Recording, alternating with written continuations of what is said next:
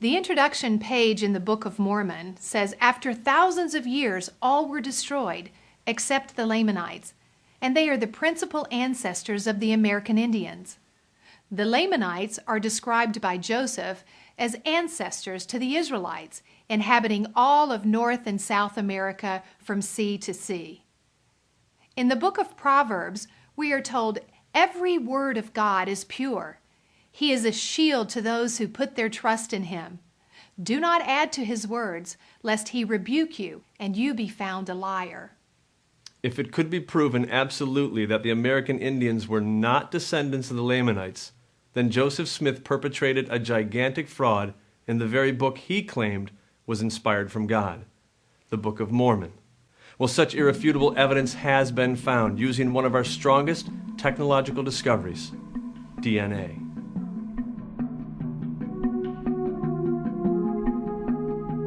Prisoners are routinely freed from crimes they supposedly committed many years before, when scientific experts prove conclusively that the DNA found on the victim did not match the DNA of the convict.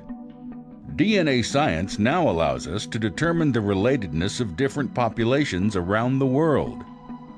When the Y chromosomes or mitochondrial DNA are tested in hundreds or even thousands of individuals from two different races, the results can be compared to see how similar or dissimilar these intact DNA markers are between people groups.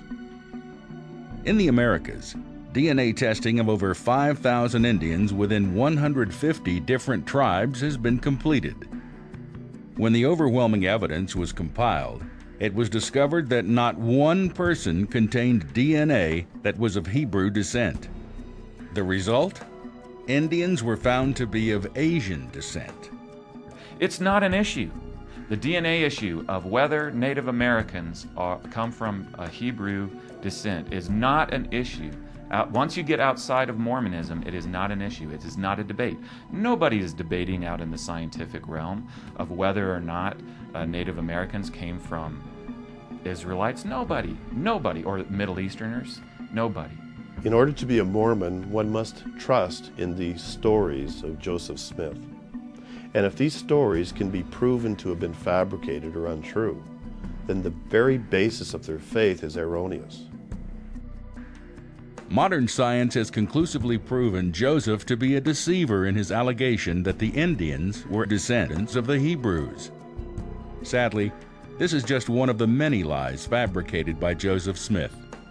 For generations, scholars have shown irrefutable evidence that the Book of Mormon, as well as the Doctrine and Covenants and Pearl of Great Price, are fallible, faulty documents, contradicting each other as well as contradicting the Bible. It has been well documented that the Book of Abraham, which Joseph claimed was translated from an Egyptian language on papyri, was also completely false. We have not found one non-LDS Egyptologist who supports his translation.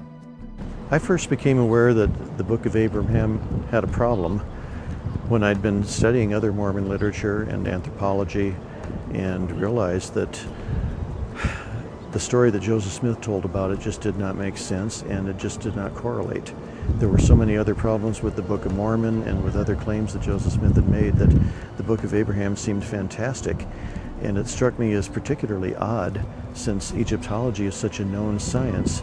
Since the papyri had been rediscovered and were available for study, there should be Egyptologists being struck between the eyes like a bolt of thunder on the road to Damascus and converting to join the Mormon Church, once they found out that Joseph Smith had translated these before anyone could even translate Egyptian. Of course, the truth was that the Egyptologists knew perfectly well that the Book of Abraham contained nothing that Joseph Smith ever said it did.